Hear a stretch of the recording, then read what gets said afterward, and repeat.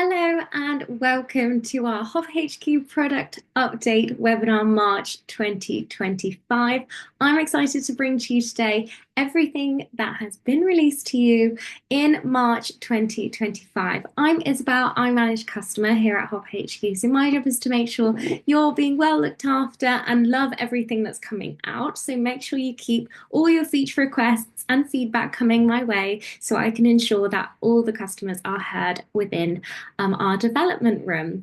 But the two features we're going to focus on today are Split Captions and our Instagram grid update. So Split Captions is a really exciting feature that you guys have been shouting for, and I'm so glad that it's now in your hands and you guys can use this. And I hope you love the design. Like, it took a while to kind of figure out how it was going to be, so I'm really excited that it's now in your hands, and we'll be covering kind of what that is and also demoing this today. And then the second one is the Instagram grid update. So we'll get into the changes that have been going on Instagram side and how at Hopper, how we can support you with these changes that are going on the Instagram grid update. Okay, so first of all, Split Captions. So managing multiple social media platforms just got a whole lot easier. And I'm so glad because the majority of customers in Hopper HQ manage multiple platforms with Hopper HQ. And the beauty of using a scheduling tool is that you can create one post and get it out to all of your platforms. And that's makes your life so much easier. It saves you so much time. And it also means that you can have a solid brand presence across all the different platforms that you manage. But obviously, we know there are differences in kind of what you can and can't post on the platforms. And so now within Hopper HQ, you can create that one post still and choose your designated platforms of which it's going to, and then make specific platform edits. So the caption is now customizable for each social channel within the same post. And this is great for anyone who posts URLs or links, because obviously LinkedIn and Facebook and the other platforms can support URLs and make links clickable when you publish via Hopper HQ. But with Instagram and TikTok, you actually can't post that. They just won't hyperlink, and it looks a bit messy when you do.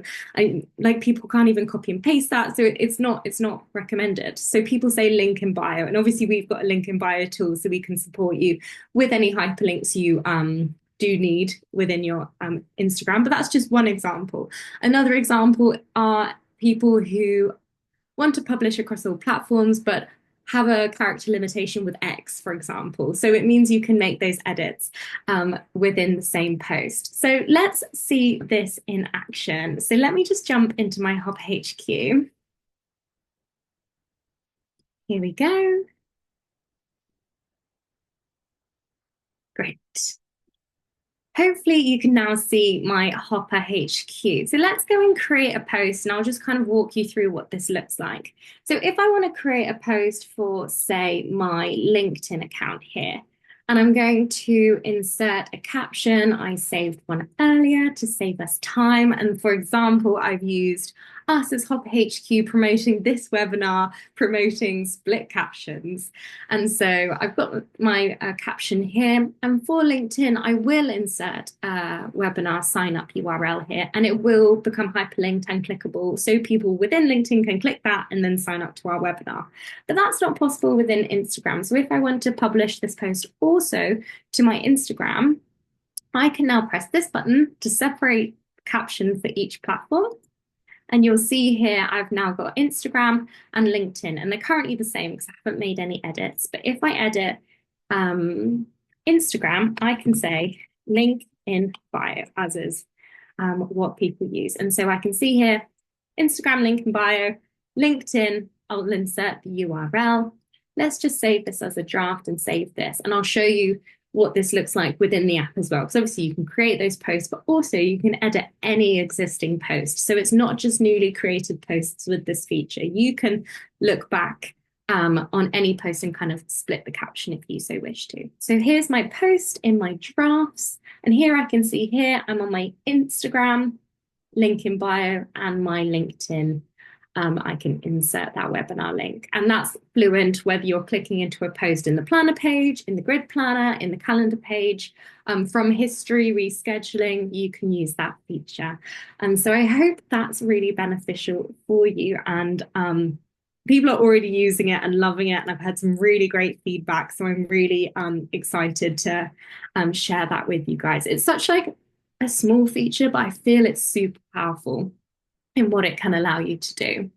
So jumping on to the next update of March 2025 is the Instagram grid update. So January this year, Instagram made an update and they're slowly rolling this out. So don't worry if you don't have it yet, but it will be coming. So the Instagram grid, the post grid, as we can see here for Hop HQ, is now no longer square. For Reels, it always used to be this 4:5 ratio, but for posts, it used to be square.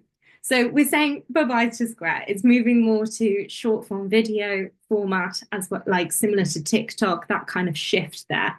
So the Instagram grid, I have to look at this because there's lots of numbers and I can't put them to memory, are 4:5 ratio with, and that is in pixels, 1080 pixels or 1350 pixels.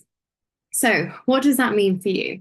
It means you can still publish all images that you previously could. So you can publish a square image, a portrait image, of course, as well as landscape images.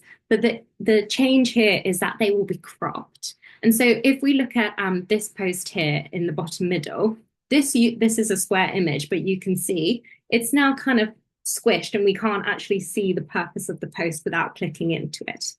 This change is only visible on your personal grid. Publishing the post, and when we're scrolling through the feed, it will appear exactly as you published it, be it square, be it portrait, be it landscape. But on your grid now, you might want to take this change into consideration. And Hop HQ internally have updated our grid planner to reflect this. So now you'll see in the Hop HQ grid that it is that 4:5 ratio. And so you can see if any images are going to be cut off or what they might look like before you publish. So I hope that's helpful, but obviously it's a little bit annoying for those of us who have like spent time creating this grid. So what we suggest moving forward is to start publishing in a 4:5 ratio format, and with those pixels.